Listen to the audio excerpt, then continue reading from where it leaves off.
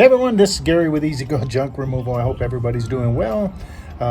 It's Saturday and it's the 16th of March, and this month has been most excellent. Setting a record actually, but you can't count those chickens until they hatch. And I mean, it could all dry up for the rest of the month and it'd still be a very good month, if you know what I mean. So one of the things I wanted to talk about was we got a call to go and do an estimate, and man, red flags were up all the way, because she goes, well, you know, this is the dump fees, and what do you charge after the dump fees and all that, because my regular guy, he's a no-show, but I need somebody to haul this stuff away. And I'm kind of laughing, and I'm going, okay. So I go out there and I do a thing, and I give her a price, and she goes, whoa, that's way more than Ramon charges. And I kind of go, well, Ramon's not answering his phone, is he? Not being a smart ass or anything, just that's the fact. Ramon's not answering his phone. Then she tells me that he usually charges just a small fee above what it cost him to dump. And I said, well, our fees are different because we're commercial and we don't have that resident fee, number one, and this is what I do for a living. And so one thing I do and will say is there is somebody for everyone. She is not my customer, nor do I want her to be my customer. What I mean by that is she's looking for the lower end of junk removal. And, you know, God bless her. I understand that if you don't have money, that you have to find somebody like that. But that's not me. And I just, I have to make a profit, not just a living, but I have to make a profit. I'm not doing this as a side gig. I'm not doing this as, something that, can make me some extra money. This is what I do to make a living, and not only a living, but you have to be able to set money back. So when the insurances and life happens and savings and all that kind of stuff, that's imperative that you have that going. And so I don't get upset about the guys and the gals that sit there and do anything for a buck. That don't bother me a bit, because it's not my customer. I don't want them as my customer. I want people who need my services and don't mind paying for them. And in the early days, as most of you know, you do take those kind of jobs, and you do things that you don't do now. And I was the same way. One of the things I remember, because it was about 3 years ago, I think I don't know exactly, probably July, I was still working at Amazon at nights. So I'd get there at 10, I think it was 9:30, 10 o'clock, and leave at 4:30. So it was six and a half hours every night, 5 days a week. And then I'd get home at it was 4:30, so I'd get home at 5:30, depending whether or not I had to work a little overtime. And I'd come home and I'd sleep 2 hours, and then I'd get up and work this company. And most people aren't going to do that, but we do. It's just putting, first of all, I didn't want to go broke, and so I needed that income coming in. And then I didn't mind waking up and building this business.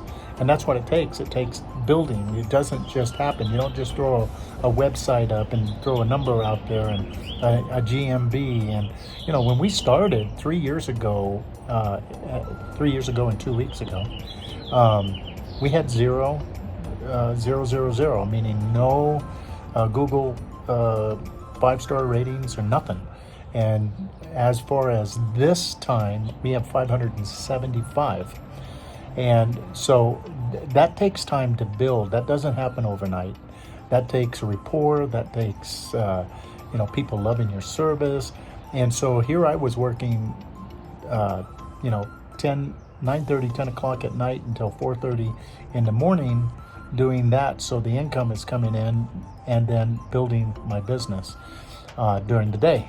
And then I'd go to sleep, I think it was around 4 o'clock, and wake up at 8. So I have a split 2 hours here and 4 hours there. Wake up, eat, shower, all that kind of stuff, and hustle off to work. It's not for the weak. Whenever you work for yourself, it's not for weak people, man. It really does take a lot of drive. It takes a lot of focus. It takes a lot of, I'm putting it out there. Now, I've seen young people not wanting to do this. They think just building a business, having a trailer, truck, etc., and the business is going to come. I think that's one of the misnomers from Field of Dreams. If you build it, they going to come. Well, nah, not necessarily. You have to build it. You have to manicure it. You have to take care of it, cultivate it, and all that kind of stuff. And if you're successful, then you can quit Amazon, which is what I did. Is I wound up quitting Amazon after about 6 months. It got me through, and I was very, very happy that I had that job to fall back on. And then I quit, and I've never looked back. But I took the time to build it, and so many people won't take the time to do the extra things in life. And this is the thing. I was 61 years old when I was doing that. And I'll be honest with you, I know this is like a lot of people say, I outworked 90% of the young people there. My work ethic was off the chain. They loved me. I mean, I guess supervisors, superiors, whatever you want to call them, they used to give me accolades all the time. And I knew I wasn't going to be there forever.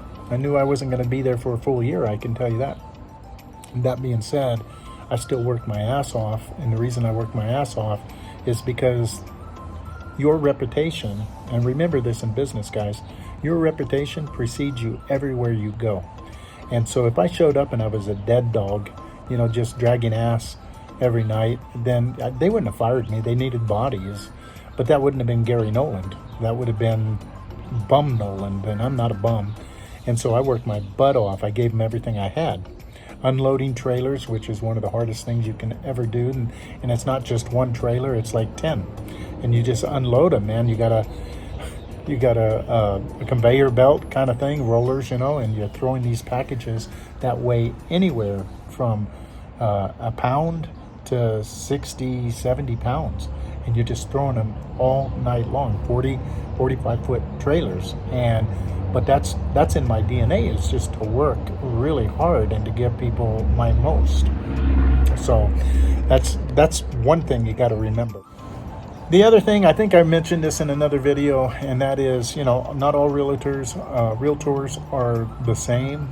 Some people, they're again, I guess, kind of low end, and then there's high end people. And what I mean by that, and I don't mean, their worth as a human being. No, I'm just saying how they approach business. And I want to attach myself to the high-end people. The people who go, yeah, I need this all the way. And you go, well, that's $250, $300. And they go, yeah, get it done. Because it's in their way. They're not going to be able to sell the house. And I love the ones that just pay it and say, send me a receipt and I'll build a customer. Those are the people that are worth their weight in gold, in number one. And number two, they're the ones who are going to call you back and back and back. We've got realtors that just call us all the time, and I'm very, very thankful for that. And that doesn't happen overnight either. That takes building a relationship with these people. And so if you don't build relationships, then you're not gonna benefit from those relationships. So I've got my trailer and truck all stripped down. I took all the decals off, and we were so busy this last 2 weeks that I don't even have time to clean it and get it ready for sale, which I need to do. So I may wind up taking a day off and just getting it ready and put it up for sale, because it's just sitting here, and I have to pay insurance on it and all that kind of stuff. And it's a business decision where I'm going, if I ever get a second vehicle, I'm going to get one exactly or very similar to the dump truck that we have now. This thing has been a game changer. But I will say this: if you don't have a lift gate, I wouldn't have a truck. It's too high.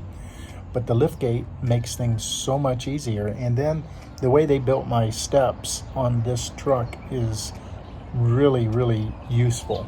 I can step right up into this truck and go ahead and consolidate a load and make sure it's where I want it to be and build my tiers,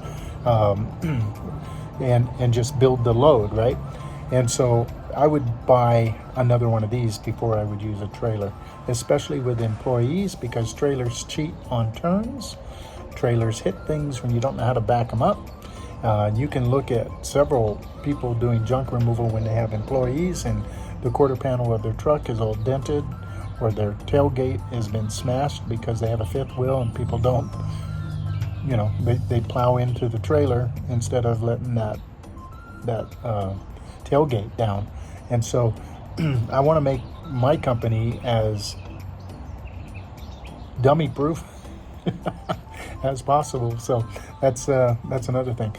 All right, well, it's a Saturday and I'm going to get this day rolling. We've already done a couple of jobs and I'm waiting on hearing from another, and if it doesn't happen today, maybe I'll book it Monday. I just booked a job today for Monday, and yeah, we are rolling. How are you guys doing? I hope you are doing well.